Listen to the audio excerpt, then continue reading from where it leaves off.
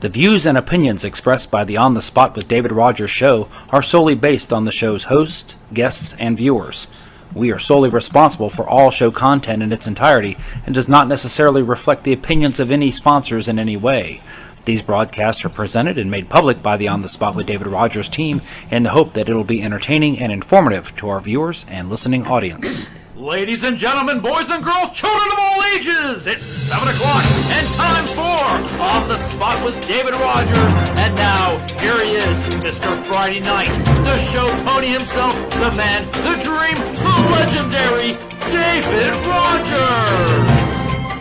Good evening, folks, and welcome to On the Spot with David Rodgers. I am the show pony David Rodgers alongside Michael Heater, and joining us behind the camera is our very own Mr. Dave Holland. Tonight, great to have you along. Tonight's show is sponsored by Miracle Automotive and Towing. When you need automotive help, don't pray for a miracle, just call Miracle. Right. And by the Fantastic Fire Brigade, featuring the all-new Jambalance mobile DJ service and entertainment. Have a real fire truck come to your special event and soon to be expanding in Palatka. Check out everything at www.fantasticfire.com. Let's get the show started, as we always do, with our prayer, our pledge, and our patriotic quote of the night. We'll do a little something different tonight. I've seen that Michael is in a great mood. I'm going to have Michael do our prayer tonight. Well, okay. There you go. If you would join us, please. Our Lord and Heavenly Father, we love you, and we thank you for all that you have bestowed upon us. We thank you for the liberty that we have in our country. We thank you for the blessings that you bestow upon us as a nation, as a community, and as individuals. We thank you for the chance that we have to live in the greatest country in the world. We thank you for the opportunities that you present to us to better ourselves and our community through avenues such as the show, or reaching out to somebody in need, or just providing a service that helps others in times of trouble. We thank you for the food that we have. We thank you for those that prepare it for us, the ones that deliver it. We thank you for our first responders. But more importantly than that, sir, we thank you for the greatest military in the world that keep us safe day and night from domestic and foreign invasions and terrorism. We ask for your blessings over each and every one listening to the show tonight. We ask for your blessings for this great nation. Please intervene in ways that keep us strong, that keep you first in the eyes of our citizens and our nation. And it is in these things that we ask in your Son's name, and the congregation says, Amen. All right, let us stand for our pledge. Okay. And I'm going to ask Mr. Dave Holland, if he lead us in our pledge. I pledge allegiance to the flag of the United States of America and to the republic for which it stands, one nation, under God, indivisible, with liberty and justice for all. Amen. Thank you, and thank you all for joining us tonight on the Spot with David Rodgers. I am your host, David Rodgers, right alongside co-host Mr. Michael Heater. Right behind us is the dancing destroyer himself, Super Dave Holland, producing the show. No Byron Bagwell tonight. He is under the weather. And, of course, Mitchell Gunner getting ready for his show, which we'll talk about here in just a little bit, that will be airing on Thursday night. Yes, again, welcome to the show. Hey, I've got a couple of quotes. Oh, boy. Here we go. Famous quote. This is not a founding father, but was instrumental in helping the United States becoming the United States. Bugs Bunny. Close. Do you have a guess? Not yet. Okay. Wear, W-E-A-R, none of thy own chains, but keep free whilst thou art free. Wear, W-E-A-R, none of thine own chains, but keep free whilst thou art free. You guys can play along as well as you're joining us for this show. It is not a founding, what you would call father, but he was very instrumental. I'll give you even more of a hint. Previous to that, the founding fathers, in helping America get created as America. Wow. Jefferson Davis? Nice guess. Let's see if anybody. Yeah, last week I was doing good last week. I should have studied. You should have. You can play at home. What you got? Martin Luther. That's not bad. That's not bad guesses. Wear none of thy own chains, but keep free, whilst thou art free. William Penn. That would be William Penn. Yes. Late 1600s. So, nice guess, though, and nobody guessed it there. That's okay, but I've got one that you will guess. Okay. All right. This is a founding father. Okay. The spirit of resistance to government is so valuable on certain occasions that I wish it to be always kept alive. The spirit of resistance to government is so valuable on certain occasions that I wish it to be always kept alive. David? It is a founding father. George Washington, he wasn't big on speaking out. Unless True, but he gave some great quotes. War. Yes, he did give some He great did. quotes. He did.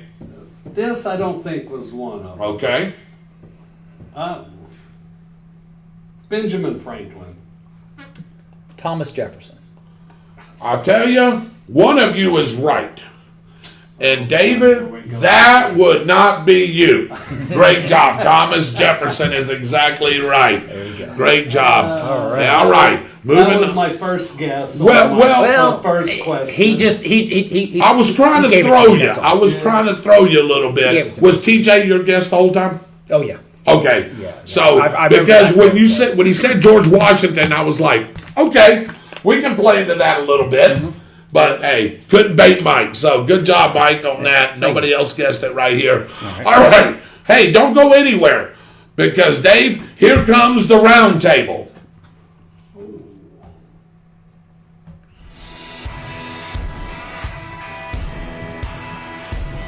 Hey Tornado fans, this is Kurt Miracle of Miracle Automotive and Towing, proud sponsors of Tornado Football. I want to welcome you to beautiful Starke, Florida at David Hurst Stadium, and thank you for letting us be a part of this community. We're here for more than your automotive and towing needs. We're here to be part of Tornado Country. Go Big Red!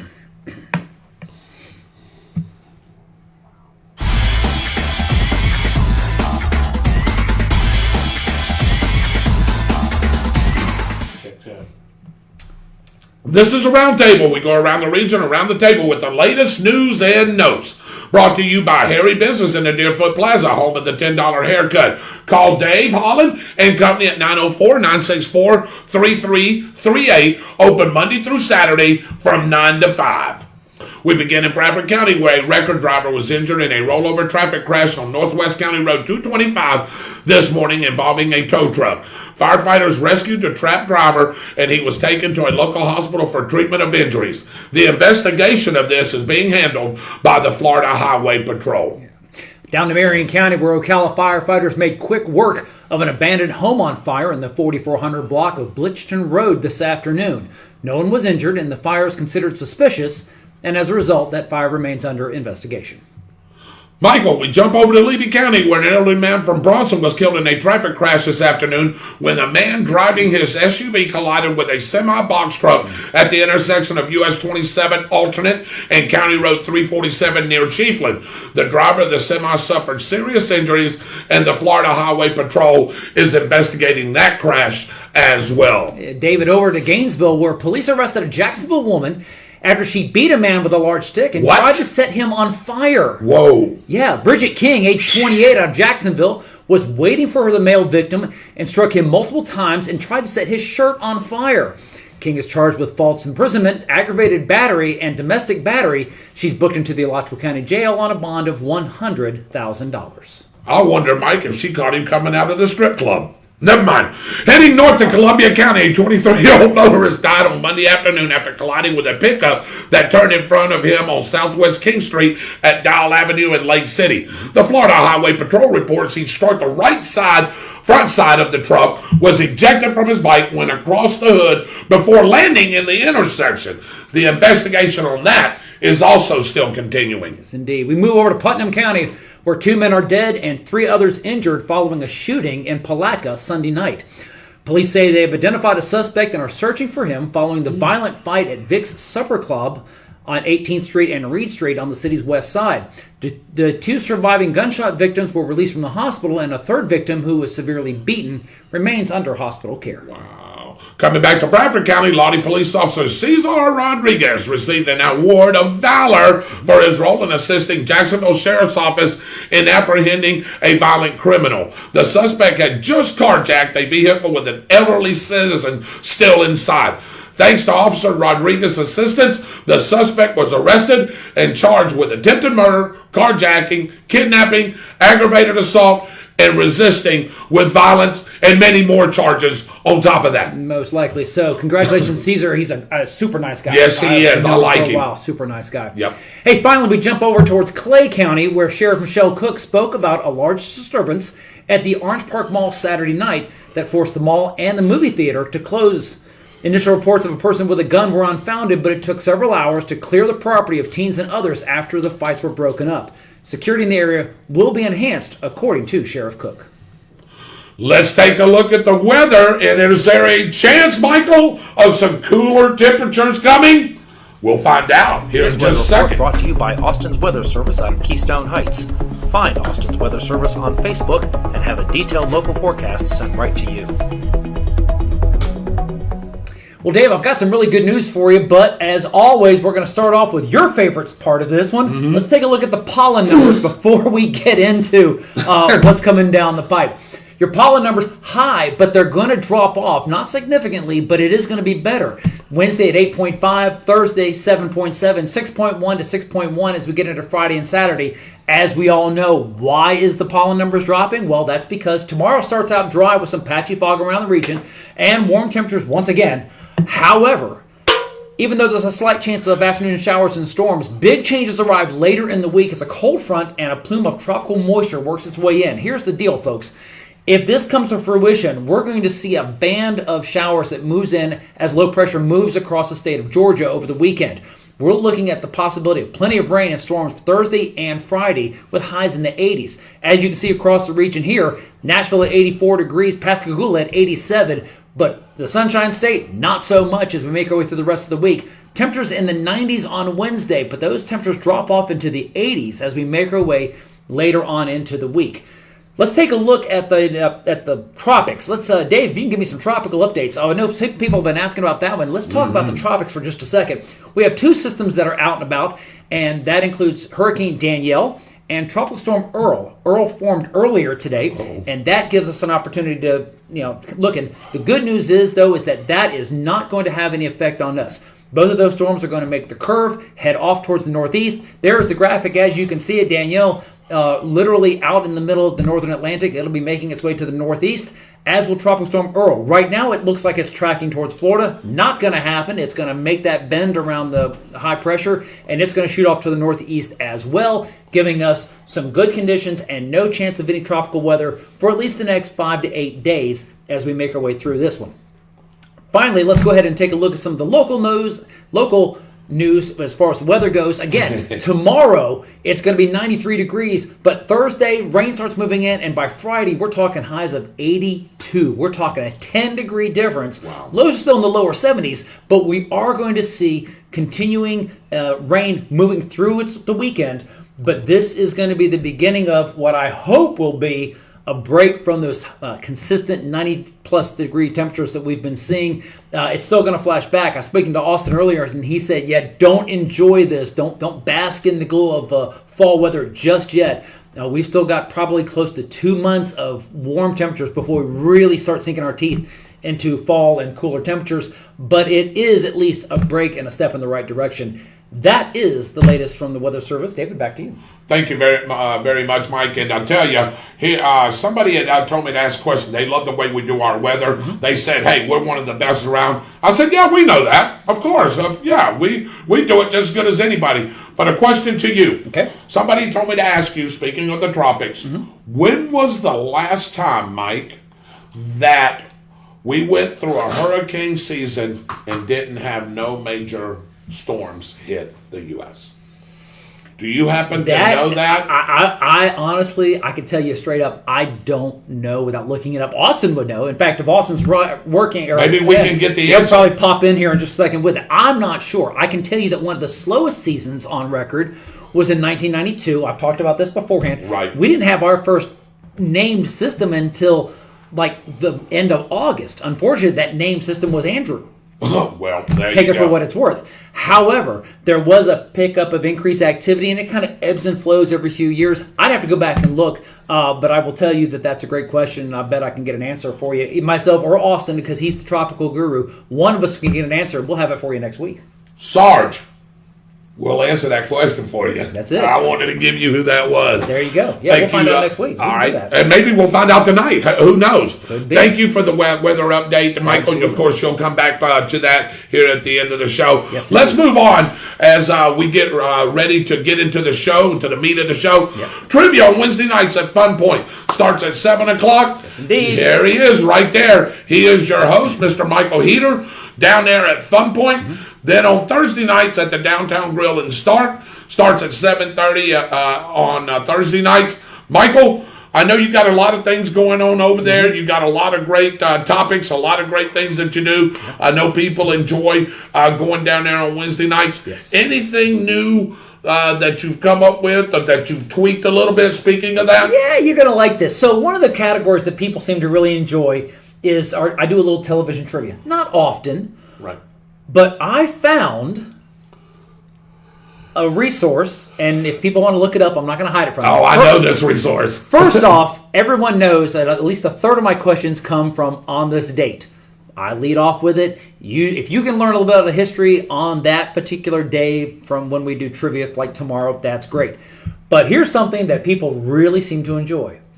I have found a plethora, dare I say a cornucopia, Of TV guides. guides. And I'm telling you what, it is so neat to be able to pull those up as a visual clue to get a little bit of trivia on that one. Last week, we actually had a question that was worth 13 points, and the majority of the players that were there did the double dare and walked away with 26 points on one round, the one Wow. question in one round, because we have the double dare. The double dare is great. It's an opportunity for you to place a bet. Now, if you want to play it safe, you get 5 points for the question, 2 points for bonus, no problem, no harm, no foul. You're good to go. But if you want to take a little bit of a risk, you can take a question chosen from that particular round and bet. And if you get it right, I'll double your score. But if you get it wrong, I'll take it away. I'm taking the points away from All you. right, now let me ask something. You don't have to wager anything, though, right? No, you no. can stay steady, You can right? Play it safe, no harm, no foul. Right. You get the points, you get 5 points. You get it wrong, nothing happens. But if you get it, you play it with the double dare, you can double your score, or I take those points away, which means it is possible. And I hate to say this, but somebody decided to pull the double dare on a question, and they did not get all of the points. I mean, they recognized the TV show. They couldn't identify the actors. They ended up losing 4 points Oh, jeez. because they got 10 points, but then they lost 14. So it is what it is. Those things It happen. is what it is. But it's a great opportunity. And I'll tell you another one that's going well, too, is Name That Tune. Name Boy, the we Tune. are I having knew a that great was- time with that one. We give you a chance to go back in time. Number one hits from around the country from a period. It could be 20, 30 years ago. Could be current number one hits. Depends on what's going on.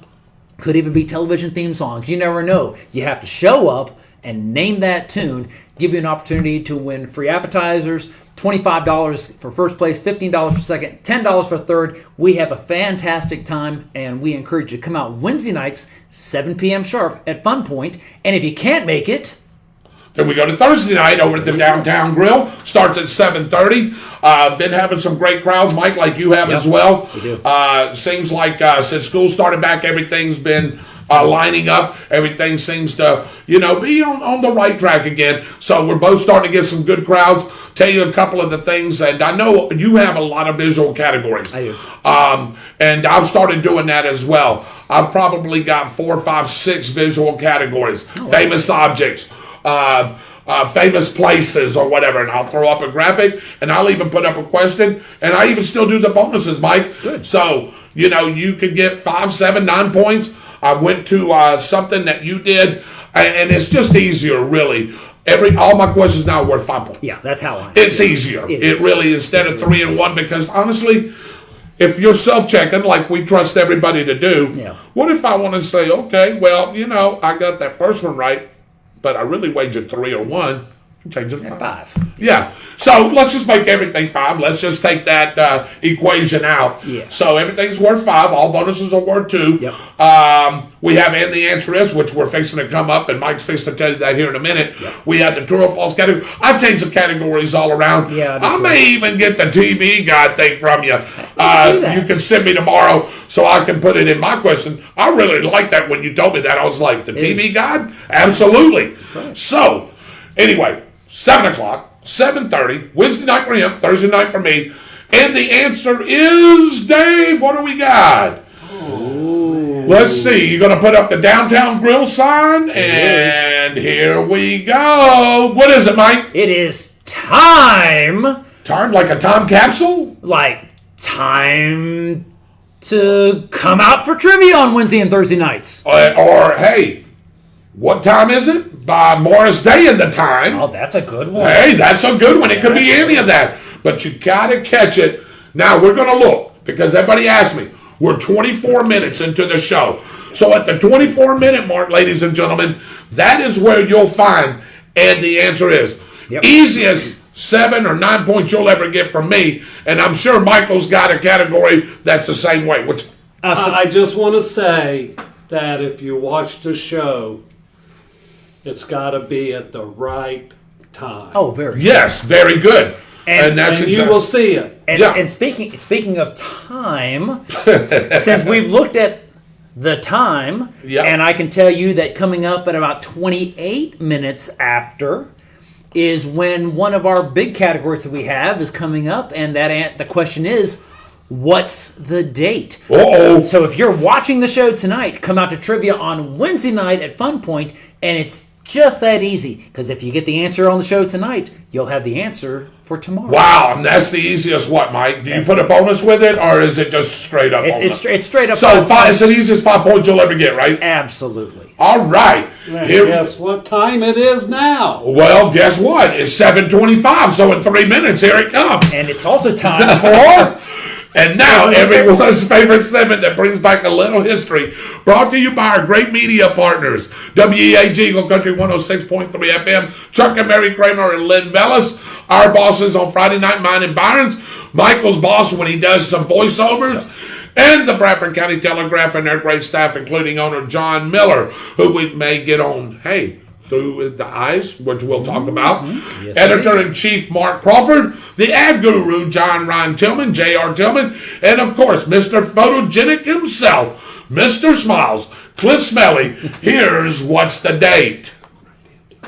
All right, here we go. These are the headlines from the Bradford Telegraph during the first week of September in what year? Yes, right. The first week of September in what year? Can you believe that already? Already.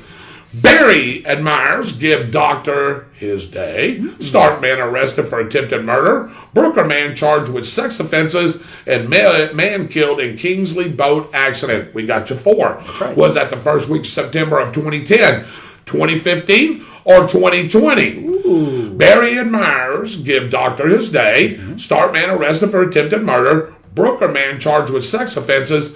Man killed in Kingsley boat accident. Was that the first week of September of 2010, 2015, or 2020? I'll read the first one. Mike, you read the second one. I'll read the third one. And, of course, you got the last one. Sounds good to me. All right. Patients and admirers of Dr. Virgil Berry attended an Appreciation Day celebration at the Starke County Country Club to honor the chiropractor.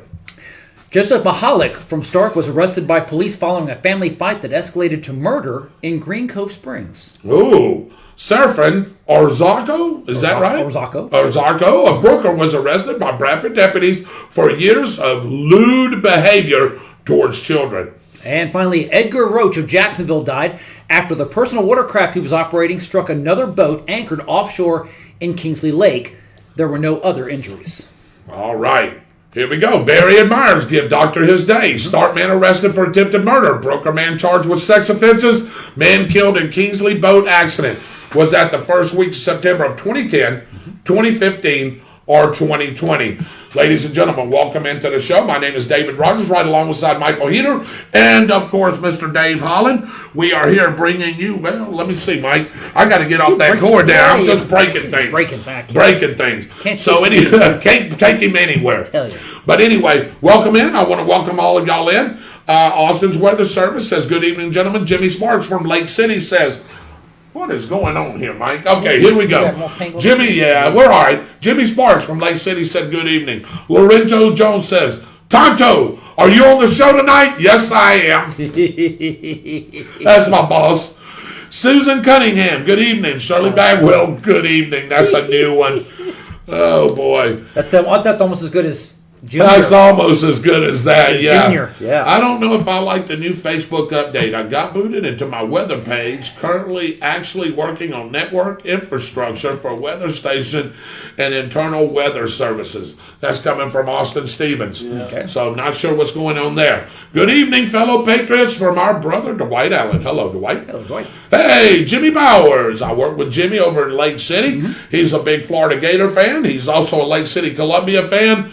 He said, what's up, Dave? And gentlemen, absolutely. Wow, good. That's a perfect bond. Dave, them Gators are number 12. They sure did. We'll talk about that. They jumped from not being ranked to number 12 in the country. And guess who's number 13?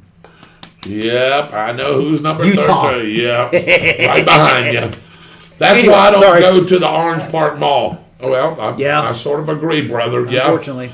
It's a shame, and we'll talk about those things here in a minute. Enjoy the warm weather while we have it. According to the Farmer's Almanac, it says it's going to be a cold winter and a wet one, Mike. Yes. And slushy in some areas. That's possible. Yep. Yeah, sorry to be the bearer of bad news if you're wishful thinking on cooler weather. The last time there was an actual break where no major hurricanes hit the United States was from Wilma in 2005 till the end of the hurricane season in 2016. That streak went for 11 years, 1 month, and 7 days. Now, that's not the question I asked. That's not the question, correct. The question I asked, Austin, is when was the last time that no storms hit anywhere in the United States? That was the question that was proposed to me. So and Michael said he didn't know that at the time, but we can look it up. Like I said, he's probably got the answer. So the data is compiled from all the way back in 1851 to 2016. Okay, if you can give me an answer, I can give it. Shirley Bagwell says, time? How about time in a bottle? Wow. Yeah. Jim Croce, how about that? Yeah. All right, here we go, Mike. Oh. Susan Cunningham, 2015. Hang on. All right. Susan Cunningham, 2015. Dwight Allen, 2010. Matt Peterson, 2015. Randy Brooks, 2015. And I don't have no other guesses after that. But I can tell you this. After we do this, Michael's got the fire helmet. And we are going to pull a winner here in just a couple of minutes. You want to wait till after we get this answer? We're going to wait till we get let's do that. All right. Randy Brooks says 2015. Shirley Bagwell says 2010. 2010. So, Dave, I'm going to go to you. 2015 is, I'm going to go with the rest of the You're going to go with the rest of the crew, 2015. Michael, what are you going with? You better not answer that. Nah, I can't do that. All right. I'm going 2015 as well. Okay. Something just tells me that the boat thing, I think, is giving it away to me. But I was wondering if it was that long ago. I thought it was pre-COVID. So I'm going 2015. Okay. All right. So I've got everybody, I guess, in right now that's watching the show. So let's just move on, Mike. Works for me. All right. So here we go. And the answer is, let's wait for it. Bam, bam, bam. 2010. How about that? Yeah. Mike, has that been 12 It years has ago? been 12 years. Yes, My indeed. goodness. Shirley Bagwell, you're in. So Dwight Allen, you're in. Yep, Dwight Allen is in. And Yep. Shirley Bagwell's in. Yep, everybody else was at And 15. everybody else was at 15. Yep.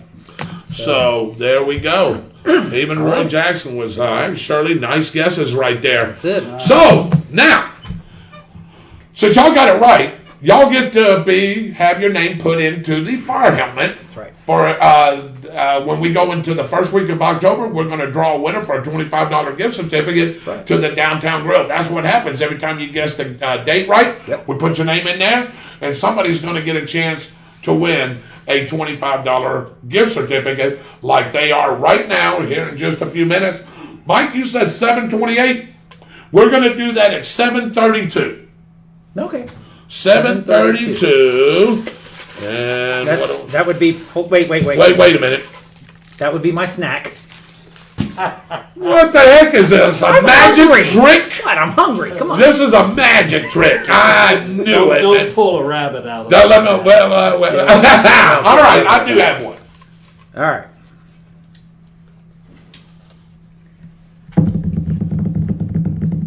You wouldn't believe it if I told you, Dave. Shh. Bagwell. Congratulations, Byron Bagwell. What, Mike? No way. Byron is not eligible. It can't be Byron. It can't be Byron. No, it can't be Byron. No, it's not Byron. Okay. All right. So another drum roll, Dave. Okay. We have us the first three-time winner. Ooh. Three-time winner. Who'd you say? Shirley Bagwell. You got it exactly right. Miss Shirley Bagwell. You are the winner of the $25 gift certificate. And I'm going to tell you what helped you. Good. There was very few in there, Mike, because we really got people this month. Yeah, we did. And Shirley, you had one extra ticket, and you got everything right in a month. That extra ticket that you got last week for winning this by yourself is probably why she won this again. And you know what's funny? If you go back 2 weeks ago, she and Donnie were out of the country, right? Or they were gone. They were gone. They were gone And on that their was- little excursion. And that was the week that nobody got it. Remember Nobody that? got nothing. Nobody got it right. Right. So there was not that many. There was several, but Yeah. I'm She got that little extra one, so congratulations, All right. Miss Shirley Bagwell. I like it. All right, let me see here. Dwight Allen says, I was at Kingsley Lake when that happened.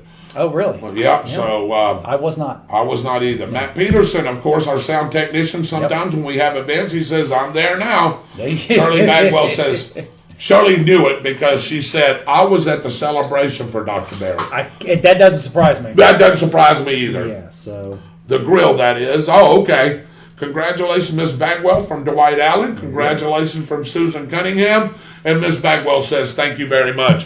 Again, welcome in to On the Spot with David Rodgers. I'm your host, David Rodgers, the show pony. I like to be called the Equalizer, too.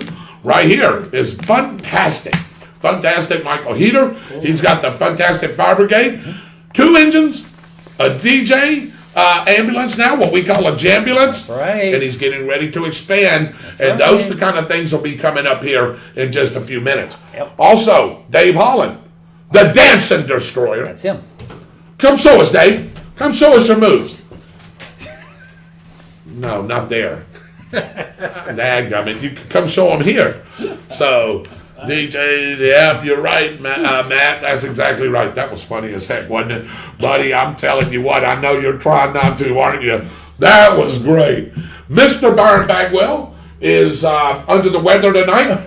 Mr. Mitchell Gunner, he is getting prepared for his show, and we'll get into that here in a few minutes. Yes, we will. Mike, Yes, sir. you know. I know, man. I wish you could have seen this. Yeah, I've got to get Dave to do this. I'm trying. Dave, can you come do that for us? Will you do it at the end of the show? Sorry. Will you do it at the end of the show? Come back next week. Yeah, you can do it in front of all our guests.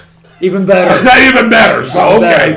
I like that. Y'all should have seen this. Okay. Hey, anyway, Michael All right. is always getting involved in certain things, especially if it's great for our community. We got a lot of events coming up. But you haven't had the minutes from the city commission meeting tonight, Mike. What is on the agenda? So let's talk a little bit about let's city talk commission about meeting. It is September, which means that budget is the number one priority, dealing with both city and county.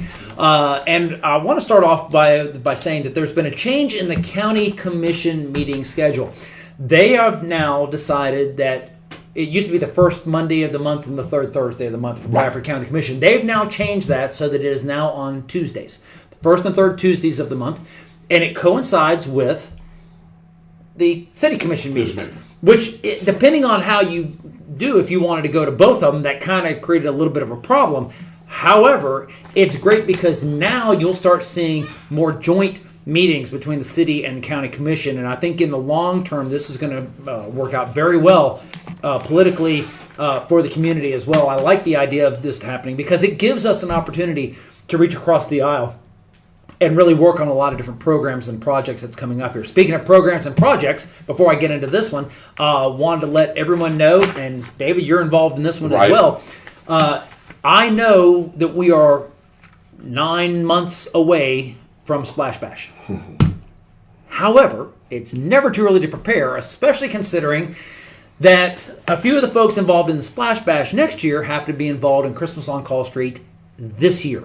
So, as a result of that, on Wednesday, September 21st at 5:30 p.m., the planning team for the Starke Splash Bash will be gathered together to go ahead and start laying the groundwork for Splash Bash, but also to begin discussions about the logistics associated with Christmas on Call Street.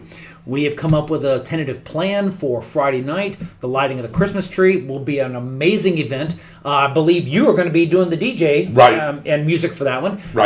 The city of Starke and the downtown merchants purchased a 24-foot tall Christmas tree. To give you an idea on the size of that it gets you to the roof of a 2-story building. It is the largest Christmas tree that the city has ever had. It is an artificial tree, which means that it will be reused every year, saving the city a lot of money instead of purchasing real trees every year as they go along. This will also give us an opportunity to expand our downtown programs. On Friday nights, there will be an opportunity for churches and faith-based groups to get together to sing. There will be some rides that are being scheduled, whether it be carriage rides or trolley rides. We're still working out the logistics on that. That is on Friday night, December the 9th. Saturday, December 10th, Christmas on Call Street kicks off with vendors downtown. There's going to be an amazing parade. On the Spot with David Rodgers will be broadcasting the parade live from the upper levels of buildings on Call Street. And I will tell you, David, I suggest you bundle up because if all goes well, it will be snowing on the parade on Saturday night. How about that? So we've got a lot coming down the pipe, and if you want to be involved in the planning and logistics process of this, I invite you to join us. We would love to have you. I get involved in these things because for me it's just fun, and then I enjoy the aspect of planning and organizing that sort of thing. But this program doesn't work unless it's a team effort, and the bigger the team, the better it'll be. So I encourage you to come down, join us Wednesday night, September 21st, 5:30 p.m. at Fun Point Restaurant. The organizational planning team will be getting together to talk about not only Christmas on Call Street, but laying the groundwork for what is expected to be a huge Splash Bash next year. We're working on getting some pretty impressive musical guests brought in here. We're still working on that, by the way. We are, but we're looking at moving away from, not completely, moving away from the DJ aspect and having live bands playing all evening long. We're talking about expanding the splash zone for the kids to 3.5 hours as opposed to the 2.5 hours earlier. Moving the fireworks back a little bit later so it's completely dark, and being able to kill the lights and setting up a lighting system that will give us an opportunity to really enjoy what will be even bigger next year, making it the largest fireworks display in the region. Lots going on, sponsorships rolling in here, but we can always make things better with your help. So I encourage you to come out and join us September 21st. Enough about that one. There's a lot of time to plan on that one. Let's talk about what the city's Starke is doing. We had a meeting at 5:30 p.m. to approve the budget, and that gave us an opportunity. And if you'll excuse me for just a moment, I got to put my eyes on. So I can see. Oh, look, I can see now. You can see.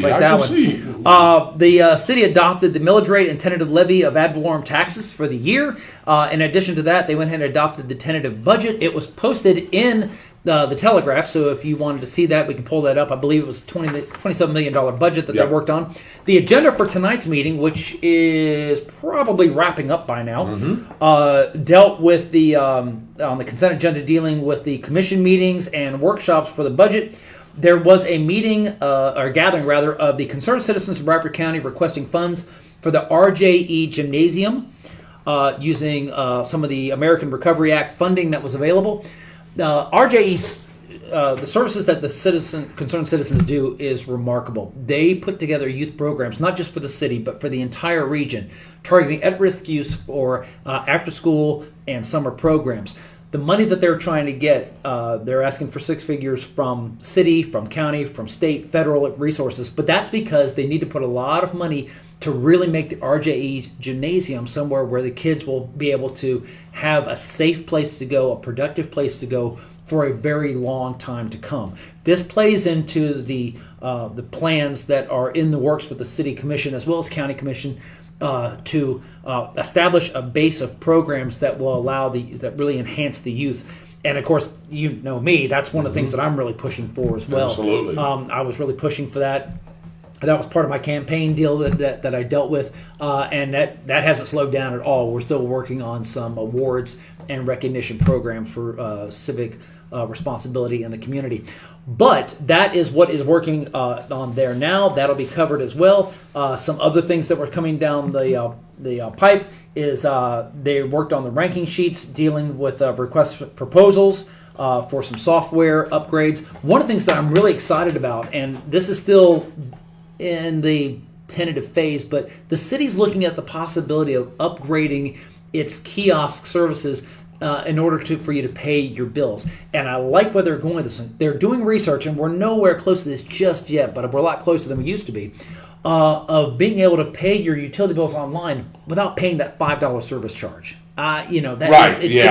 It doesn't sound like it's much, but I mean, $5 is still $5. And a lot of people cannot come down. Well, they're researching ideas that will make it easier and more efficient for people to pay their utility bills. They're also looking at some ways to be able to reduce utility bills. Of course, we'll see those numbers starting to drop this weekend being an example. Right. It's going to be in the 80s, so we're not going to have the excessive heat like we saw during July and August. So we're kind of working our way down. We have some other programs in place.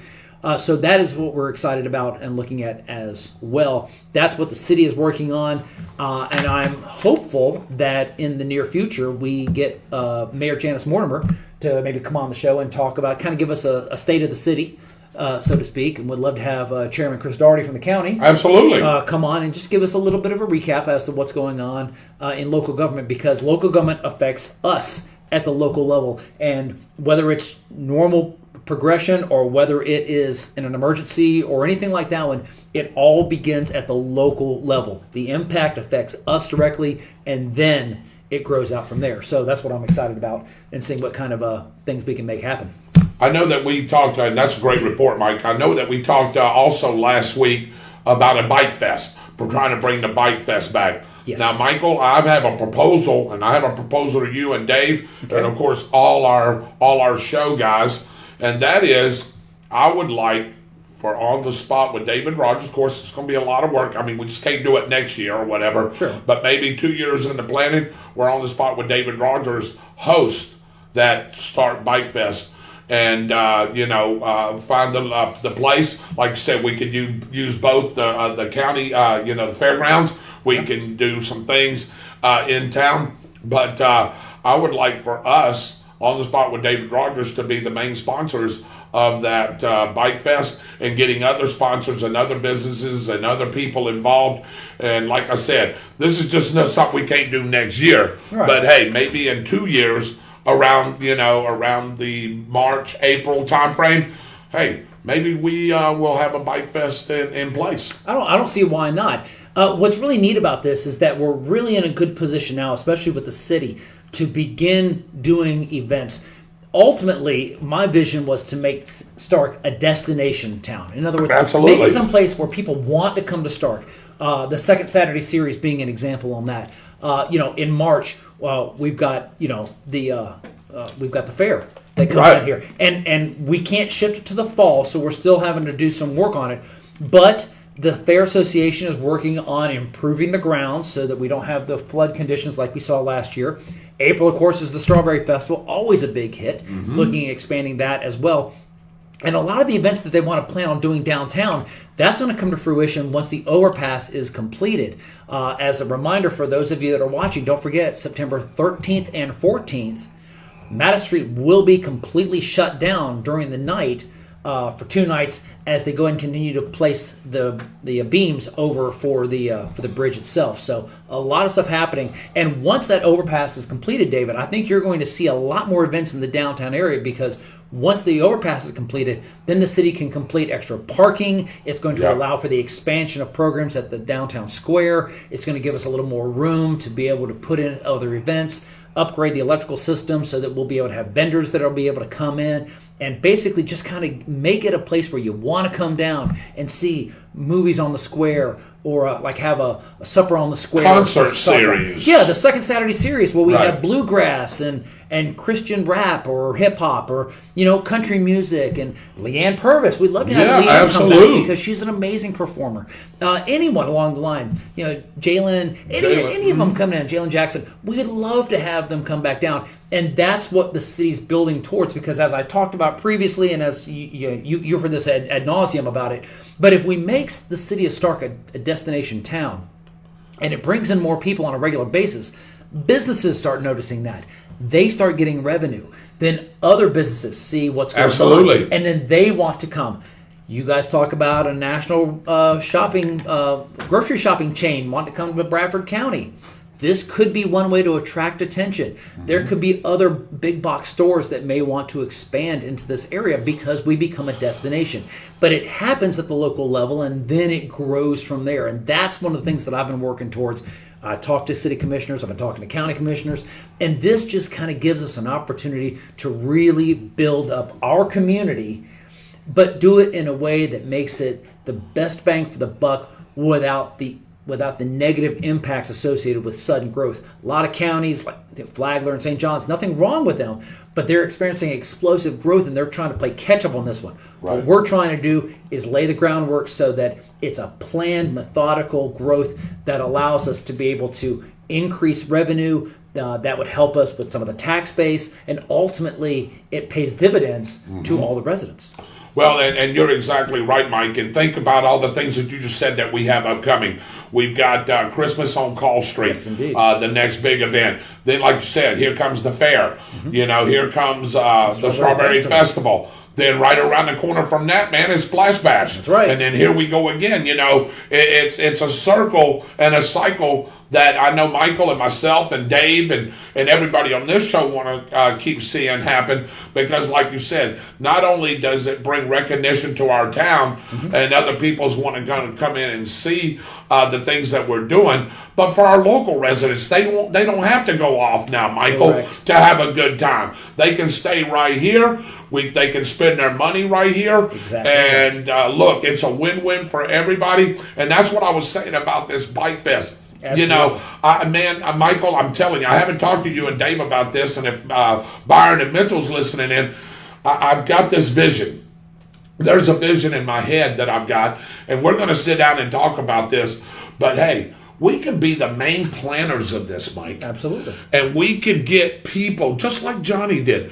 Johnny he had money invested, no doubt about it, I agree. Those 2 Bike Fests that he did brought in over $1 million, $1.5 million over that 3-day weekend. Correct. And guess what?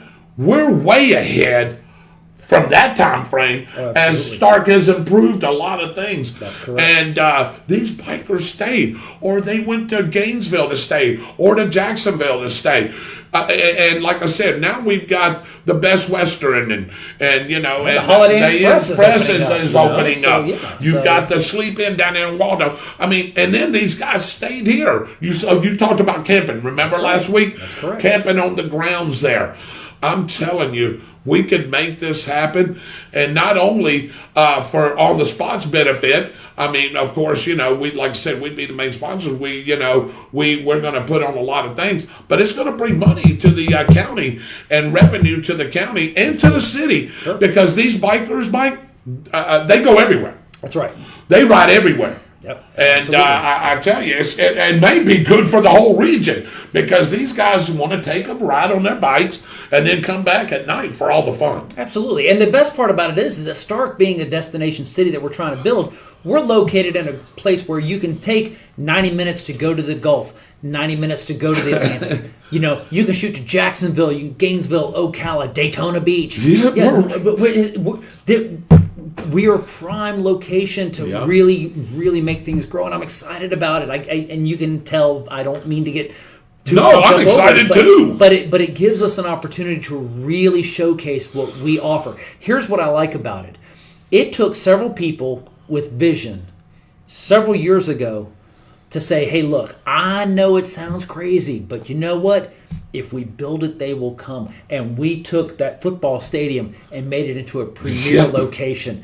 And now the gripe was, well, they only play football there. Well, you know what? No, you've been out to Splash Bash. That's why we do it at the stadium. Right. This gives us a chance. So we took an opportunity with investments in the community and made it grow. We're going to take that same concept, drop it in downtown Starke, and make it grow. And then we take all these events, we drop it in Bradford County, and we make it grow. And there you go. You're exactly right. And not only, there's been a couple of movies out there too, Mike. Absolutely. So, hey, and if you want to do something out there, all you got to do is get a hold of Will or any Samson, at the high school or whoever at the high school. Yeah. And if you want to do an event there, I am sure that they will let you host an event there as long as it's not tearing up the field and it's not harming the field. I am sure you can do whatever you want to. So if somebody wants to do a movie night or a concert or what I am sure that will not be a problem. And you can reach out to us. We have a lot of contacts. Got a lot of contacts. You can send us an email at onthespot32091@gmail.com. What was that again? Oh, hey, that's On the Spot, 32091@gmail.com. You caught me sleeping, Mike. I did. That's okay. I recovered greatly. But reach out to us. We are all involved in the community. We all have different things. We're small business owners. We're working with the school system. We do different things in different areas all the time, but it all brings it back to the local, and that's what we're excited about. Okay, I'm getting on my soapbox here. David, I got some comments you want to talk about? Yeah, I do. Matt Peterson, of course. Yeah, you're going to be involved with this, man. You got DJ and sound, and of course, absolutely. Yeah. And if we do a bike fest, he says, I want to be involved in. Of course you will. Oh, absolutely. Yeah, we're going to have a lot of people involved in this. Absolutely. Just like Michael's got a lot of people involved with the Splash Bash and the upcoming Christmas on Call Street. Yeah. All right, I'm not sure. The last major hurricane to hit the United States was the last hurricane season where Hurricane Ida slammed into Louisiana, made landfall on August 29, 2021 at midday. Austin, what I want to know is, and I love you, what I want to know is, and I know you gave me history, the question was, when was the last time that no hurricanes hit the United States in any region?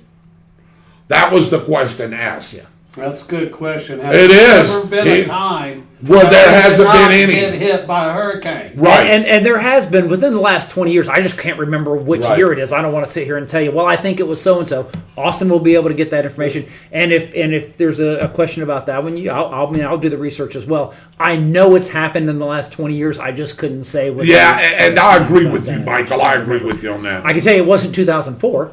No, definitely not. And it wasn't 2005. No, it wasn't. Katrina there. So, okay. Exactly. Anyway, Mitchell Gunner said what you said. Do these events while we work on infrastructure. That's exactly right. That's it. Yeah. Mitchell, you hit it on the head. And that's what the thing about it is that, and we're doing events even during construction of this overpass. And I'm telling you, once the overpass is done, the service roads underneath can be blocked off. And now, if we want to have a farmer's market, a Jeep show and shine, car show, bike fest, anything at all, then you've got the shade of the overpass covering this huge expansive area. We've literally doubled or even tripled what Call Street opportunity gives us, so we can do large events downtown. We've got the stage at the square. We've got the covered areas to do any sort of things like that. I like the second Saturday series concept simply because it gives us once a month. We're always wanting to bring something downtown, and then we can grow from there. Matt Peterson said, I'm not sure what he means here. He said stock. Not sure. I'd like for him to... Matt, elaborate on that a little bit. I think I know where you're going, but elaborate on that a little bit. Mitchell Gunner, if you heard me and Mike last week, and I think you even chimed in, and Dave, he says, we will have to give the bikes a little freedom downtown or it will not survive. That's true. And here's the thing about it. It requires a little give and take from city leaders, county leaders, community members, and the bikers. Because what happens is that a lot of people, and again, because of our community, this gives us a chance where people go, ooh, they get kind of like a bad connotation. Right. Which is understandable. But the bikers themselves are looking at doing something that is just going to be fun and entertaining. People love to come out and look at the bikes. I mean, we had a huge turnout years ago. Absolutely. The community loved it, but they want to be able to go do something on their own, and I'm all for that one. It's a matter of making sure that we can put together a plan and a program that is great for kids. It's great for young adults. The seniors can come out. We look at all these bikes. We have fun. We have a great time downtown. And then it's wrapped up. And then if the bikers have a location that they can go and they want to go out and they camp and they want to have their own social activities, so to speak. And let's call a spade. Absolutely. And we were talking about the fairgrounds being that part. And there could be another location. But there has to be an opportunity for representatives from each of these groups to come together and go, okay, we can offer you this if you do this. And then once you reach that middle ground area where you have that consolidation of ideas, then all of a sudden now we're putting stuff together. Example being Splash Bash. I had somebody ask me, dude, why didn't you serve alcohol? Well, for one, it's on school property. Number two, if you have to have alcohol to have fun with kids, you probably don't need to be there in the first place. But all that notwithstanding, there are certain things that we can do. We can kind of compromise. We can come up with a great idea. And then once it's established, it can grow. And I think Bike Fest would be an opportunity for us to grow in. Sturgis has their opportunities to do things Absolutely. like that. And Sturgis, I mean, I've done some research on it. Sturgis has areas that are kid-friendly. And the bikers respect that. And they appreciate that because they want to be... They don't want to be looked at as kind of outcasts or something like that one. So they are willing to embrace the opportunity to interact with the community and represent themselves and their clubs and their groups as a whole in a very positive light. And then they move over across town or whatever they're going to do, and they have their own social activities, but it doesn't impede or interfere with what the overall vision is of expanding the opportunities for community involvement. And you hit it right on the head. And Dave, you ride, I've rode, Mike's rode before. Look, Little Sturgis, you're talking about Sturgis. Yeah. This could be a Little Sturgis. We could make that happen. Sturgis. Starkest. Yeah, I like that Sturgis. Okay. Hey, but Mike said, some of these people, Dave, they bring their kids to Sturgis and stuff, like he said, and they camp there, and it's like their vacation. But when it comes to adult time, like Mike said, they go to different places, i.e., Full Throttle Saloon. Right. Hey, Full Throttle Saloon is nothing but an adult good time. You know it. I know it. There's other bars. There's other things going on. And that's where that happens. Yeah. Like you said, there's a chance for us to be able to make downtown Starke or wherever we decide the more friendlier zone. And if it's the fairgrounds or if it's some other place, then that's where the adult entertainment can happen. And like you said, after maybe 8 o'clock, 9 o'clock, we get a live band there. And then that's when those adult activities can occur, whatever it is. And I can get into that a little bit more. But like Mike said, that is a good point. Here we go. Yeah, and I knew what you were saying. Jennifer Dodge Weller says definitely some exciting potential for events coming in the future. Absolutely. No doubt about it. Yep, absolutely. We touched a little at the last meeting, kind of like a Woodstock, not the 99 one, but the 69 one. Lots of laughs, but here in Bradford County, multiple bands over a few days, and they list bands, etc. Yeah. Absolutely, that's another idea. That's a great idea. Now that may not necessarily be something that's conducive to downtown Starke. But there are locations around here where we could do that sort of thing, and we reach out with these business and community partners. Mm-hmm. We may want to do it in Hampton. Right. There could be private property, maybe in Brooker. Bell Oaks Barn or any of the locations like that. Right. It doesn't have to be in Starke. It does not. But the community likes the idea of coming to a downtown area where you've got restaurants, and you've got a stage, and you've got opportunity, and you would be able to spend your money in town, and then that just kind of it helps build the program up. But doesn't have to be in town, but we want it to be something that draws people in, make this our destination. Mitchell brings up a good point. We need to visit Leesburg Bike Fest, and they use that as a model. Absolutely. They put on a good one. I have visited. I have been down there, and I've got the vision in my mind, Mitchell, on that. But, it's something that we can go do. Well, let's roll. Road trip. Oh, absolutely. Absolutely. I've been to Leesburg. It's always packed. A-list bands performing. Yep, they sure are. They're a mini Daytona.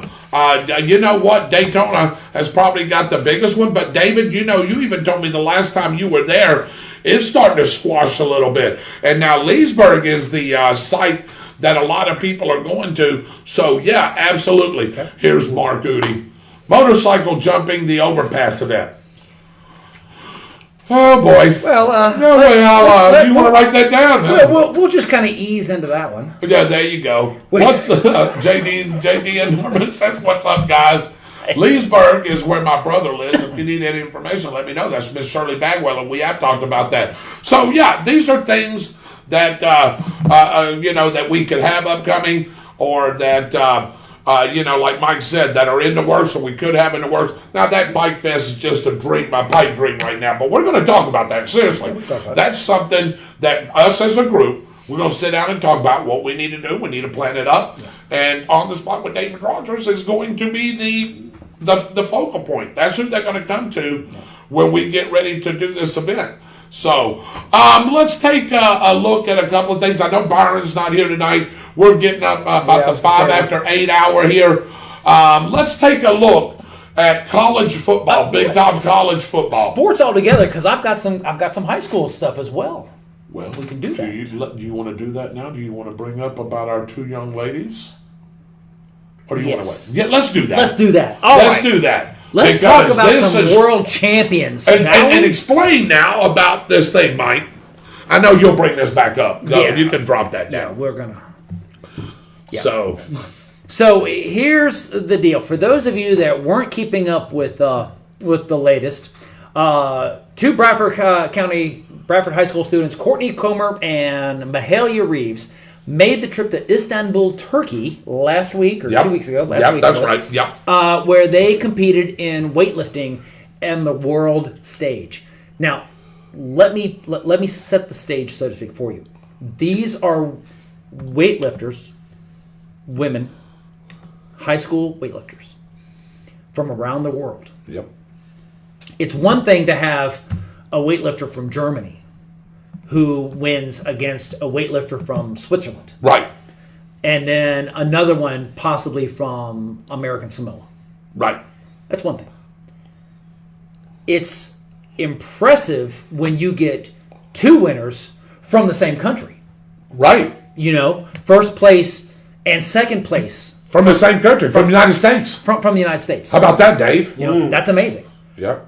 What's even more amazing, What's more amazing is that Mahalia Reeves from Bradford High School and Courtney Comer from Bradford High School took first and second place in the world.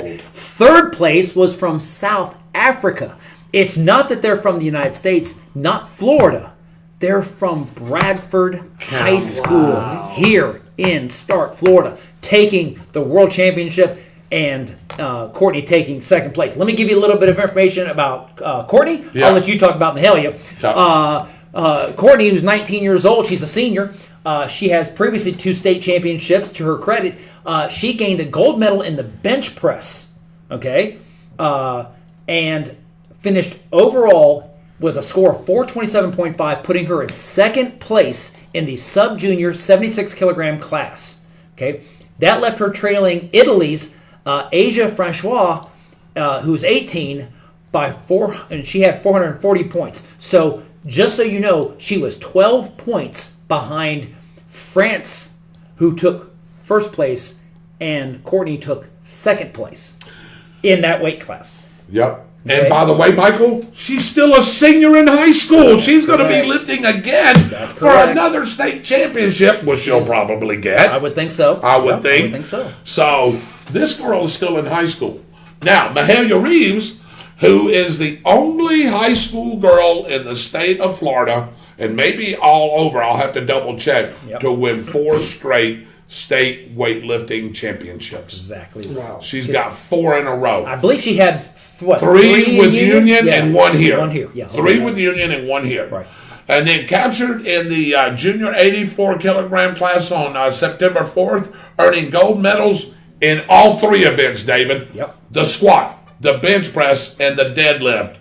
Her 594.5 total put her ahead of silver medalist Regina Meyer, 23 of Kazakhstan, and bronze medalist Leah Gregory, 23 of Canada. So, Michael, not only did she compete against high school girls, obviously she competed against girls in college. Yes, she did. And other women that probably are in their adulthood. Yes, indeed.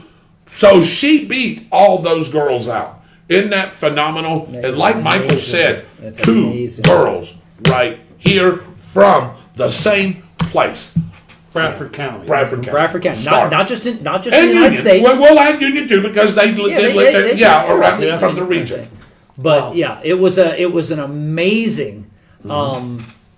It was really amazing here. Just so you know, Mahalia, Yes. okay, as if she doesn't do enough already. Oh yeah. She set a world record in the bench press for her class twice. Okay, she lifted 152 on her first attempt, which gave her the new record by 7 kilograms. Amazing the commentators for that one. And then That's 152 kilos. 152 kilos, yeah. which where you work the numbers out, that comes to about 330 pounds, which Yeah. for female, that's pretty impressive. I've seen her lift 4. Better than me. No, better than me. You know, and then on her second attempt was 164, was unsuccessful, but she tried again on her final attempt and was successful. That gave her 57 kilo advantage over second place. 164 kilos. Just so we're doing the math here, 160. Let me just make this easy. That would be 330. Yeah, we're talking 300 and almost 350 pounds. And like you said, she's done more, but for what she Yeah. was lifting in that group, she set a world record. Yeah, and a Russian girl, Olga Kuzmini, Yeah. held the previous bench press record, which was set back in 2001. So she broke all that too. Yeah. She's got the world record. Mahalia holds the world record Mahalia Reeves. and took first place in the world. Now let me Yeah. hear you say this. She's from where? Go ahead and say it, Mike. She's from Bradford Bradford County. She's from Bradford, County. Starke. Florida. Yes. Union. Right here. Hey, Day County. Yeah. She's from Bradford. Yeah, Dade. Yeah. That's exactly right. Matt So- Peterson said, "You want more attendance? We need national acts performing." You know what? I agree with it to an extent, but you don't need everything to be national acts. No, but if you got some good bands, local, some cover bands, Okay. absolutely will work. Now, I'll agree with Matt on this one. I like the idea of bringing in a nationally recognized band for the attention. However, you can have smaller bands, Absolutely. new bands, young bands opening up, That's the reason why we want to expand Splash Bash next year. So instead of having music playing, Right. it's going to have a big name band. I'm hoping. I'm working. We're trying. We're trying. I'm hoping to have an answer by there. But if we've got 2 or 3 smaller bands that are trying to make a name for themselves, where they have an agent, the agent says, hey, you know what? This wouldn't hurt to get on your portfolio. That's what we're talking about. Leanne Purvis is a great example. She's 16 years old. She already has been in Nashville. She's an amazing performer. Yeah. She wants to expand. Jalen Jackson wants to Same. expand. Gives us an opportunity to get some local talent, some name recognition, because they're opening up for the big bands that Matt's talking about. So that's what we're building. It's not so much about spending thousands and thousands of dollars to bring in a band like they do at the fair in Clay County. Not knocking that. It's a great idea. Love the Absolutely. idea. Want to do it myself. But I really want to showcase local talent. And if we can give them an opportunity to step up and perform, and their video goes to an agent, or somebody sees them in Nashville, sees them, and they think, hey, this kid's got talent. Now we have, being selfish, we've not only helped lay the groundwork, now we can sit here and go, hey, Yeah. I know you're getting famous and everything, but you could come back to us, and they would. And they because would. it builds up. Every band started off small, and everyone knows my favorite band. Yep, Sticks. In the 70s and 80s, what were they doing? They were playing high school proms. Yep. They were. So you don't see high school prom bands like that nowadays, but events like Splash Bash and other places like that and other events like that is how these acts get their start. That's how they get their feet wet. This is what we're trying to do. We want to be the focal point of where bands of the future get their start today. And again, let me reiterate what Mike said. When he means local talent meaning regional talent. Yeah. Not just from Bradford County, No. not from Union County, or not just from Clay, Jacksonville, Yeah. Waycross, Georgia, Orlando. I'm okay with Callahan, where Leanne Purvis is from. Exactly. Wherever. It's a regional thing. Correct. So when he means local, I know people are local meaning regional. Yeah. Whoever's in this area that's within a couple hours driving distance, Absolutely. that's what I call the region. Hey, come on down here. You'll have a chance to perform. If you've got the talent and are willing to perform, come on. That's right. Hey, we're ready. And Reach you out. know, Let's in know. the past, this region has produced some amazing talent. Absolutely, it has. Tom Petty, Yep. Yeah. Absolutely. Leonard Yep. Skinner. Leonard Skinner. Molly Molly Hatchet. Florida Exactly. Georgia Line, What's my other? Blackfoot. Blackfoot. Oh man, all these great bands, man. Rossington Collins. All those guys are from around here. Leonard This Skinner. region. Yeah. Neighbors, Yep. Look at Florida Georgia Line. Bo Diddley. Bo Diddley. Diddley. Yeah, you can name them and just keep going. This is a hotbed. Yeah. How about this? Limp Bizkit. Yeah. Jacksonville. Red Jumpsuit Apparatus. Middleburg. It's true. The Faith Hill, his husband, Tim McGraw. Is he from around here? Jacksonville. Jacksonville. Okay. There you go. See? You just keep naming on and on and on and Yeah. on. Exactly. So we have that ability. So All anyway. right. So, Mike, let me get to a couple of things Yeah, here. some more comments. There we go. I would like to put on 3 different car shows: a Mopar Invasion, a Ford Stampede, and a Chevy Roundup. Mitchell, that's a great idea. Okay, so Mitchell, here's my thought, and I don't mean to be editorializing on air like that one, but love the idea.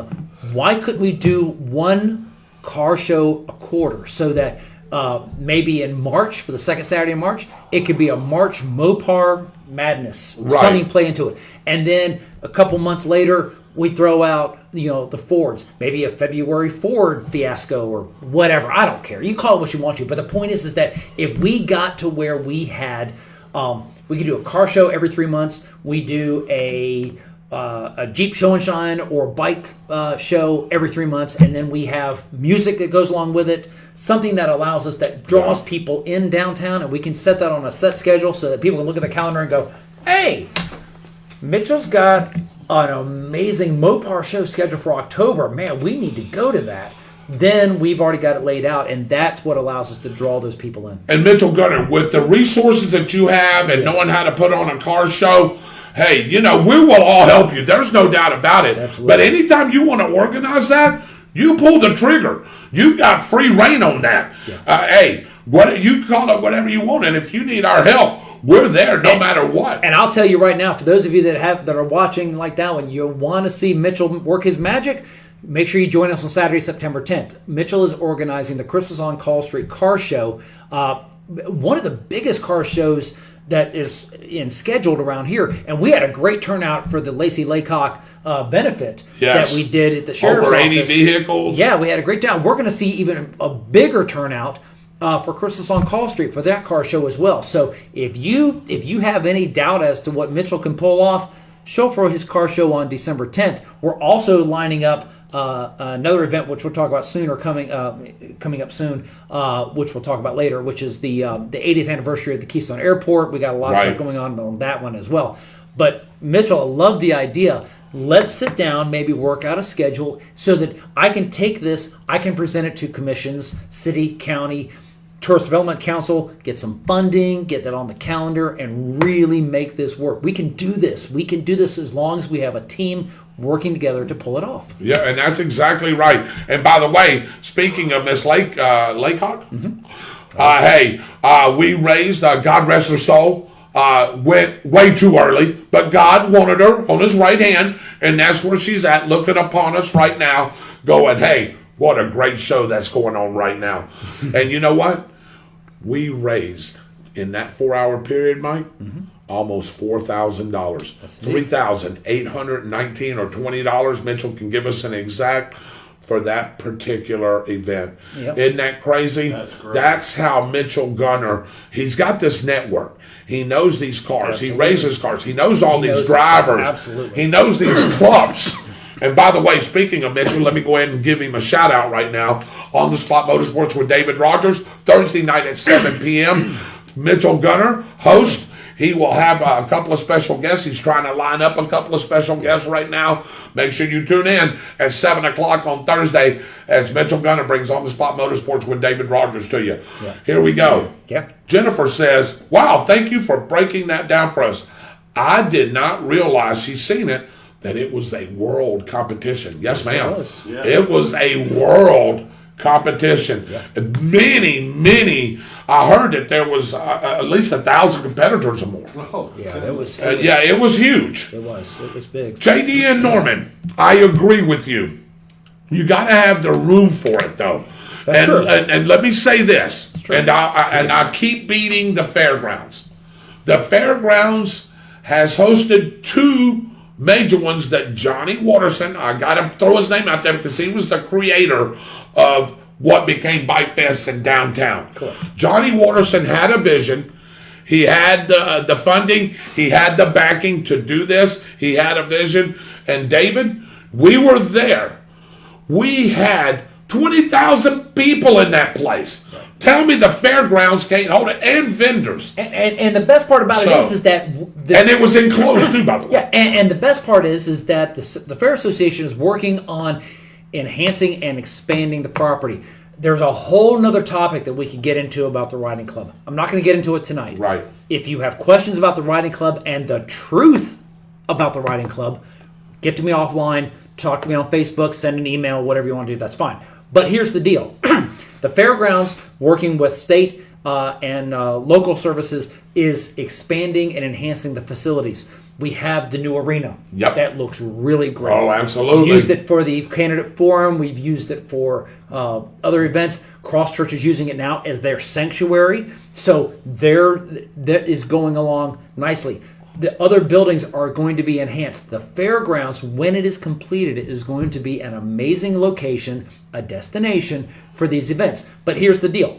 You gotta spend money to make money, but we gotta make money by getting different events out there. Bike Fest is a great opportunity to do that.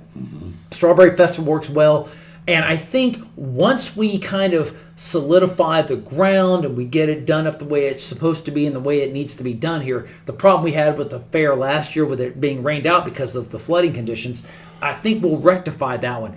So, it's not going to be something that just happens overnight. But we have the opportunity to really make things happen. You're right about the space. Downtown is not the best place to do large events yet. But Right. once that overpass is done and we have that covered overpass going in and we have the opportunity to expand for 3 or 4 blocks underneath the overpass, and we can block off Thompson Street, and we have access to Church Street, and we can expand from Call Street going south and taking that whole area with the new parking lots that are going in there, and the businesses that have the opportunity to expand what they're doing, the restaurants, different places like that. This is what I'm talking about. We can start making plans based on the development and the future of what will become an excellent location to have special events. And Michael's right too, and Mitchell, you're right. Dave, you're right. As far as these things don't happen overnight. Correct. And I want to ensure you of that. This is not going to be something that's going to happen in 5 months. This is going to take some planning. Just like the Splash Bash took some planning. Michael had a vision. How long did you have that vision for? The initial vision was 2 years in the making. Okay, so 2 years. But once we laid the groundwork, once we got the committee together, it happened in 10 months, and that's exactly the same thing that we're doing now. Our organizational meeting on September 21st will give us an opportunity to bring our key players back together again so that we can have the logistics in place for accountability, for admissions, for safety, for entertainment, and doing things like that, getting other agencies involved. And what we want to do is, with Christmas on Call Street, everyone already has the structure. We already have a team that handles the parade. We've already got a team that handles the delivery of Santa. We've already got musical entertainment. We've already got the tree. We've got things in place. What we want to do now is enhance it, make it bigger, really draw in the crowds, because then we can turn around and say, hey, look, we can do events downtown. We can do events at the high school. We can start doing events at the stadium or at the fairgrounds. And then people realize, man, Starke's got some stuff going on. That attention then brings in more attention, and then businesses and other crowds. All of a sudden, people are looking at us going, man, you know what? We have a great time on the 4th of July, but dude, Starke, man, did you hear that they're going to have this and this and this? They come to Starke, they stay the night. Now we're putting a bed tax into effect, so now we can bring in more money from the Tourist Development Council to bring in the big acts that Mac was talking about, that brings in bigger crowds, bigger entertainment, bigger fireworks shows. But you build this up, and then it gets bigger every year to the point where people come to Starke because they're thinking, hey, we'll start in Starke, and then we'll go see what else is going on in Gainesville, Orange Park, or whatever. Right. They come here, and then they go to Lake Butler. They go to Keystone Heights. But we bring them in with the attention. That's why we do it on July the 3rd. Come here, enjoy what we have, stay the night, and then the next morning get up and enjoy your holiday. Any event that you do, like Michael said, if you promote, they will come. It's a fact. If you promote and you do it right and you give it time, they will come. Absolutely. We've seen it. We were expecting 1,000 people at the very most. Yeah. We did 5 times that plus. That's right. 5,100 officially counted, right, Mike? That's correct. 5,100 people. Yep. You know what next year is going to be? It's going to be 7, 8, 9, 10. I'm shooting for 10,000. 10,000. I want 10,000 people to come here. Now, is that being realistic? Maybe not. Maybe not. But if you plan for it, then we're not trying to play catch up at the very end. That's right. And that's the one thing I learned about last year was that 5,000 people, and it worked out okay. But if you plan for it up here and you reach it down here, we're good. If we can exceed our expectations, that's even better. But I have to make sure that any plans that I put in place account for the safety and the viability of the event. All right, David, I'll ask you. You're the hairstylist. Somebody just asked me. They said, is that silver, David, on your hair, or is that gray? You tell me, David. They said it shines like a whistle. It's I'm like, yeah, it does. I guess the way Dave has them lights. It's gray, isn't it? no, it's called chrome. Chrome. Okay, there it is, chrome. So, David Theus, Travel Trailer Smash 'em Up Derby. You have to see the video. We will. Okay. We'll watch it, absolutely. JD and Norman said we had some from Hilliard County at the Fantasy Football Cook-Off, the annual rib cook-off. Yes, we did.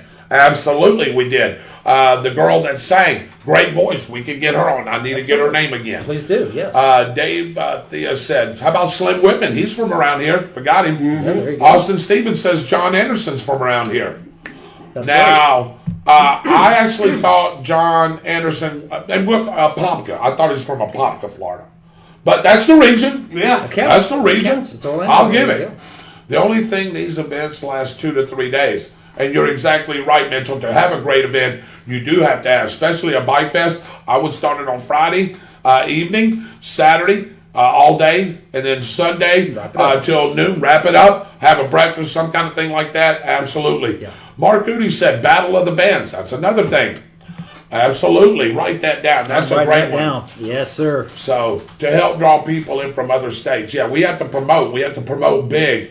Hey, Johnny Watterson had people here. Dave, what did he say? From Germany, from Finland, from Australia. People heard about the Start Bike Fest, and they came. Yeah. Mm-hmm. We can do the same thing. Mm-hmm. Absolutely. Just advertise. Yeah. If we're going to do some big shows with big bands, we're going to have the room. And I know Agreed. everybody can. Agreed. I agree. JD. And that's something that we will have to look into. Roy Jackson says, get Paul or Ringo. Okay. All right. Well, Michael knows him. Down the road? Yeah, no, down the road, maybe. Mitchell Gunner, 3819, like I said, is what we raised. Yep. We do have room in a portable S250 stage for rent. And, of course, we would have to get that. Shirley Bagwell says all these ideas are awesome. Fairgrounds? Absolutely. That was be my first guess. Now, there is other things. I like what Mike said earlier in my ear. If you can convince the owners, because they have a beautiful facility out there, and that's Bell Oak Barn. Yeah, and I think Bell Oaks would allow something like this to happen because they're looking for marketing themselves. I like the fairgrounds because, and I'm gonna step off. This might get me in a little hot. Okay, all right. So you're gonna have to back me up, I'll or if not, I'll just hang out here to dry. The fairgrounds has struggled, and kudos to Dale Woodruff and Pam Woodruff.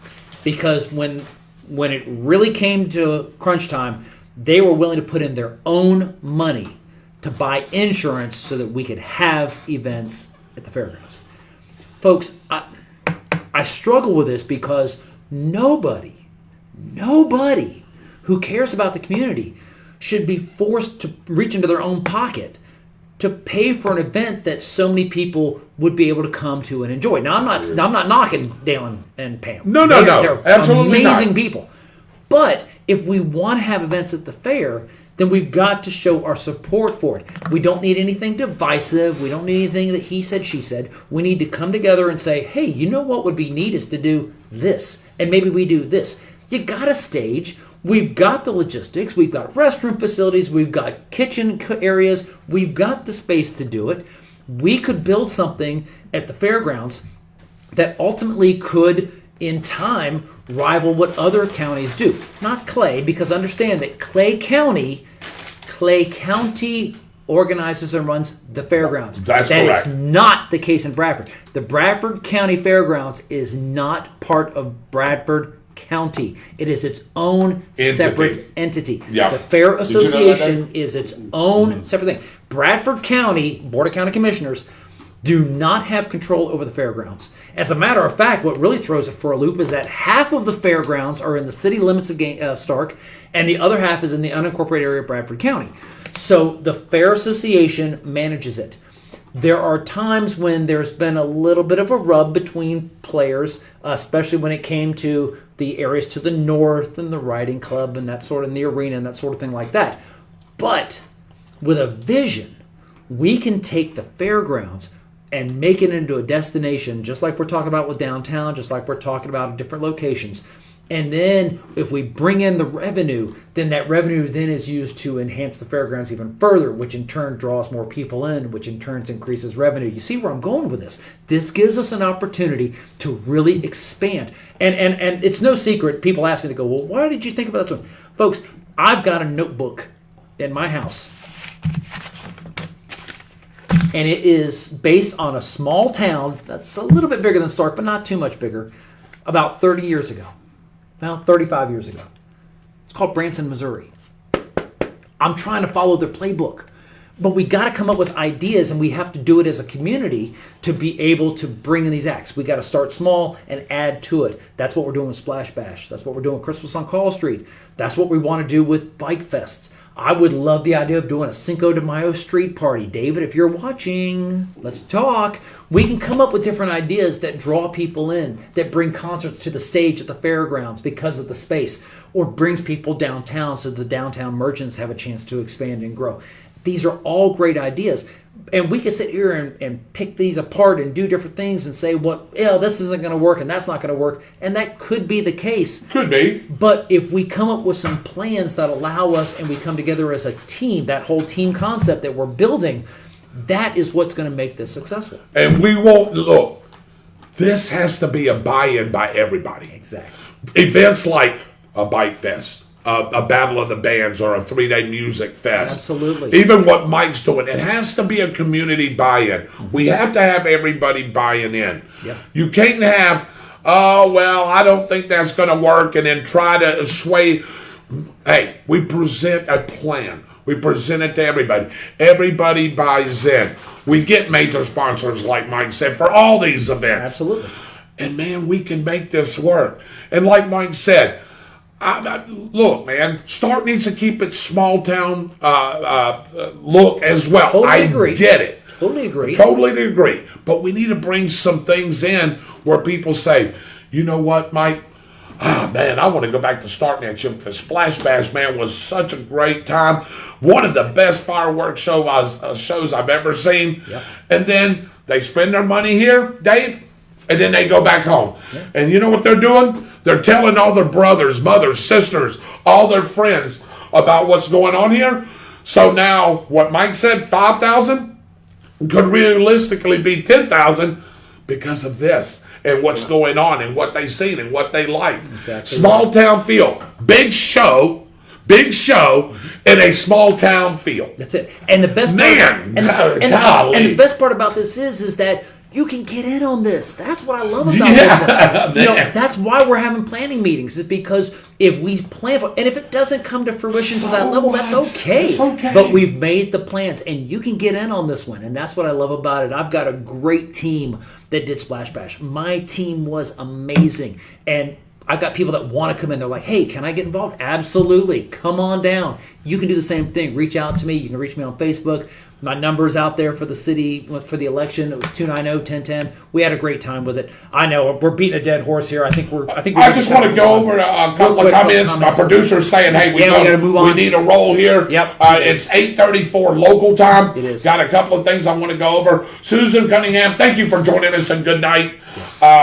Matt Peterson says we need a drainage system for the fairgrounds like the one at the BHS Stadium. Absolutely agree. Working on it. Working on it. Yep. The city needs a parking garage for these events. That has come up. That has come up in conversation. Don't hold your breath on that one. But I think once the overpass is completed and businesses start to come back downtown, I think a parking garage is inevitable. But that's going to require a lot of planning. That's something that we'll work on. Mitchell, you and I can talk about that later on. I agree with you. I think a parking garage would be an amazing resource for us to draw people in downtown. But we just got to make sure that it's planned accordingly so it kind of meets the aesthetics. Dave, I want you to roll that the bottom third about that mass shooting. I want to really hit on that really quick. Bike Fest is great, but I do like what Matt said about a music fest. We had talked about that before, all kinds of music over a few days with vendors and all. Absolutely, JD. We'll all get together and we'll talk about that. He said the rib cook-off, the fest, turned out wonderfully. Yeah. For a small event, absolutely it did. David Rodgers is a great MC. Thank you. I love doing that. That's just my thing. There you go. When was the Splash Bash? That is when, Mike, real quick. That will be coming up. It'll be on Monday, July 3rd. We'll always do it on July 3rd so that you can come, have a great time. Don't have to worry about getting up and going to work the next morning. We invite you to come to Starke. Get a hotel. Then you can get up in the morning, have breakfast, head to Lake City to Lake Butler for their events. You can head to Keystone for our Country Day, Kingsley Lake for the boat parade, Santa Fe Lake and Norris for the boat parade. This is a great opportunity for you to come down and enjoy one of the best holiday events in this region. Enjoy your night and stay out late, have a good time downtown, and then get up the next morning and enjoy your 4th of July. The promotion that Brandon did for the city was outstanding for the first Splash Bash. Absolutely. Yes. Kudos to Brandon. Yes. Matt Peterson, you're right, July 3rd. Write this name down, Mike. Her name is Maddie Cunningham. She's from Hilliard. Absolutely great voice. Great show, guys. Better in Bradford. Yes, sir, Mr. David Theus. Better in Bradford. B-I-B. Count me in, bro. I think we can do a whole lot of turnaround and really make this bigger than it's ever been. Absolutely, JD. Yep. We'll definitely talk. We'll talk. And we underestimate the potential of doing events at the Edwards Road Complex, and I agree with you, Jennifer Dodge Weller. Okay, so Jen, great point there. There is some. I don't want to get into it because it needs to come from the city. There are some major events on the horizon involving youth sports that Starke is on the radar on the state level and beyond. I don't want to get into that one because it's not my place. Brandon Ludwig, City Community Services Director, Mayor Janice Mortimer, City Manager Drew Mullins, they will have information on that one. But look for it because there are some plans coming that's going to put Starke on the map because of Edwards Sports Complex. And then ultimately, once that starts to build, it's the same concept. We want to build it to where instead of having a pad, we have a splash park, and we get that opportunity to grow. Nobody's listening. Could that be maybe some state championships here? I'm sorry. Possibly. I tried to bait it out of me. He's like, It's okay, possible. It is possible. Okay, all right. All right, look, real quick. Yeah, we had great pick'ems last week. Yes. We did. Yeah. Mike, can you pull, real quick, top 25. Yes. 25 back. University of Houston is 25. Tennessee is 24. Wake Forest is 23. Ole Miss is 22. BYU is 21. 20th, Kentucky, which is playing Florida. We got to get that pick. 19, Wisconsin. North Carolina State. Pitt. Arkansas. That's up to 16. 15 is University of Miami. 14 is the Michigan State Spartans. Yes. Utah did drop from 7 to 13, which I didn't think was too bad. True. Look, the biggest jump in the poll this week was non-ranked Florida to number 12 Florida. They love to win. A lot of the sports writers liked it, and that's where the Gators sit. Well, you have to understand that the Florida Gators took out the highest ranked team to lose, lost to the Gators. Again, the Utah Utes, what's a Ute? They were number 7. It's an Indian. Gesundheit. Yeah. And but the other teams where you're talking, I won't. Yeah, because you talked about Ohio State played Notre Dame. That was ranked versus ranked. Correct. You're talking Unranked ranked team taking out the top ranked. Somebody in the top 10. Yes. So in this case, it allowed Florida to leapfrog over a lot sports of other writer teams, liked and it worked out pretty well. And Notre Dame didn't drop as far as I expected them to be honest. We're getting to that. Yeah. So the Gators are ranked 12th. Oklahoma State is 11th. Yep. Now, here's who I think they're giving a lot of love to. They look great. They played absolutely nobody. But USC Trojans are at 10. Yeah. We'll see what happens. We'll see what happens with that one. Because they still got to play Utah. That's true. Baylor's ranked 9th. Notre Dame is 8th. They dropped from 5th to 8th, which, okay. They played the second-ranked team in the country, which is now 3rd. Mm-hmm. And I'll tell you why. Oklahoma is 7th. Texas A&M is 6th. Yep. Clemson is 5. They actually dropped a spot. Which surprised me. But Even with a 31-point win. And you know what? I think the sports writers, and what I've heard, Mike, all the sports writers say today and sportscasters, they wasn't very impressed with them offensively. they weren't, and that's the thing about Even it. though they won by 31. They won by 31, but they really didn't come alive till the second half. It was 14-3 at halftime, and to be honest, I was like, if this stays 14-3, I'm thinking, hey, what's Clemson up to? It was not the Clemson team Great I defense. expected. That being said, the defense of Georgia Tech was very impressive. So Yes, I'm happy it about was. that. Georgia Tech did play good. Are you tearing up more stuff? Yeah, I'm tearing up pins and look at here, everything else. Yeah. Look at it. All right, here we go. All right, Clemson's 5, Michigan is 4. Your team. My team. There you go. Ohio State's 3, Georgia 2, and the number 1 team in the land is Alabama. That would be. All right, so Mike, can you pull up a quick top 25 if we got schedule so we can do just quick pick'ems real quick before we go? Let's see All what right. I can do. So, Dave, the Bradford Tornadoes won big 35-0. Wow. We got the Middleburg Broncos coming in here. They're going to be 0-2 when they come in here. They lost 45-19. What a great way to get a victory and to shock our Bradford Tornadoes. Do I think that's going to happen? I don't know. That's why we play the game on the field. I think if Bradford does everything they did last week, Bradford should easily cruise in this game. All right, I asked you this question before. When was the last time that the Bradford Tornadoes varsity squad got scored on?